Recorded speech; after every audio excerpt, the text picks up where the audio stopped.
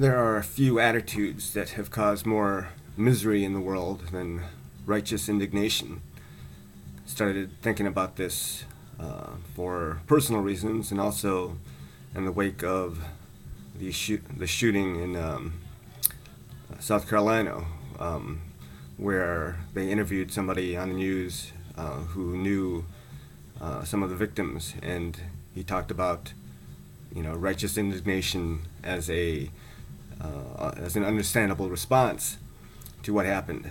And although this makes sense on some level, really, I think this attitude causes more problems in the long run. Everyone, because they are only familiar with their own sensory experiences, feels that they're in the right, and their indignation when they've been wronged leads to attitudes of anger and often revenge and that type of thing.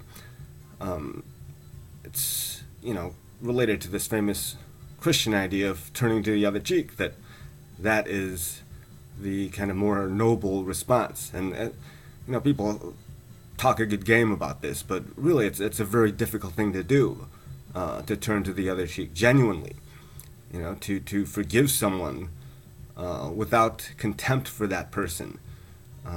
Genuine compassion is a matter of that type of forgiveness.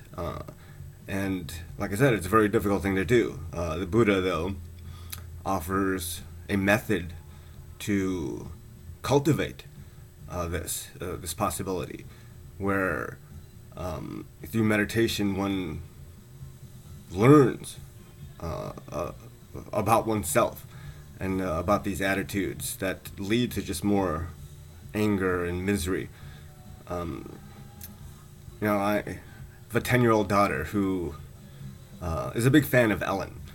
And when she tells me stories about, some of her friends who may have hurt her feelings or embarrassed her or whatnot, and her anger, her 10-year-old version of anger in response to this, I have in the past brought up Ellen and asked her, what does Ellen say at the end of all of her shows? Be kind to one another. And I think that's a very good, there's a good lesson to be learned there. It doesn't really matter if you're in the right. Granted, a lot of people are in the wrong when they are righteously indignant, and that may or may not be worse than being in the right and being indignant. But ultimately, it doesn't matter.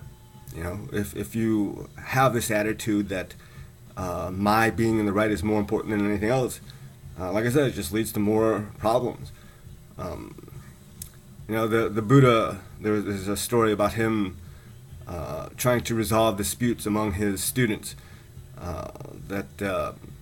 And he did this by relating a story that there was an Indian prince whose parents were murdered by another king who wanted to take over power. And the story is much more beautiful than I'm going to relate here, but in the end, he has an opportunity to exact revenge for this, and he passes that by, and allows that murderous king to live.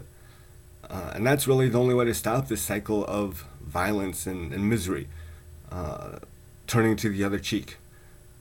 And like I said, it's a tough thing to do, but it's something that's very important. I was, for a long time, kind of the poster child for righteous indignation. One particular story comes to mind.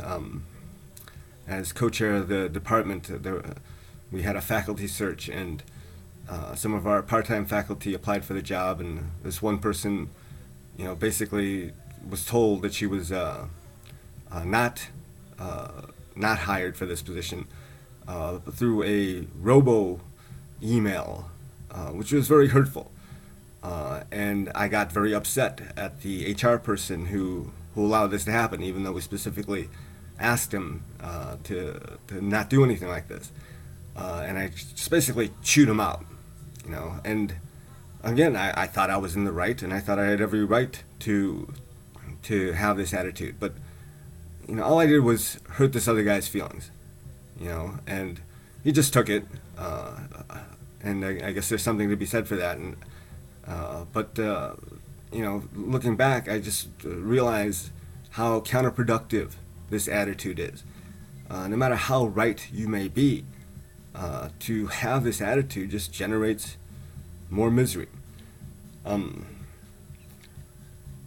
don't know. I think this attitude of righteous indignation just perpetuates this this kind of tendency for people to blame others for the problems in the world, as opposed to looking in the mirror and seeing how they are contributing to misery and suffering. Just be kind to one another. Have compassion for people. It doesn't help to get angry, even if you are in the right. It just makes things worse. Okay, I think that's it. Thanks. Bye.